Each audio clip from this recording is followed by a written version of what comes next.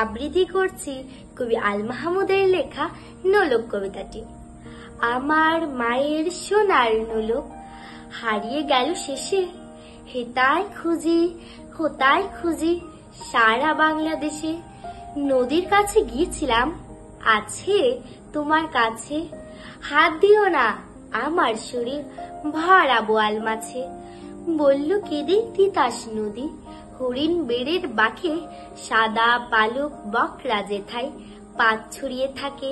জল ছাড়িয়ে দল হারিয়ে গেলাম বনের দিক, সবুজ বনের হরেক দিয়ে করে রে ঝিকিমিক। বনের কাছে এই মিনতি, ফিরিয়ে দেবে ভাই আমার মায়ের গয়না নিয়ে ঘরকে যেতে চাই। কোথায় পাবো তোমার মায়ের হারিয়ে যাওয়া ধন, আমরা তো সব পাক পাখালি বনের সাধারণ। সবুজ চুলে ফুল বেঁধেছি নোলক পরিণত, ফুলের গন্ধ চাও যদি নাও হাত পাতো হাত পাতো। বলে পাহাড় দেখায় তাহার আহার ভরা বুক, হাজার হরিণ পাতার ফাঁকে বাকিয়ে রাখে মুখ। এলিয়ে খোপা রাত্রি এলেন, ফের বাড়ালাম পা, আমার মায়ের গয়না ছাড়া ঘরকে যাব না। ধন্যবাদ।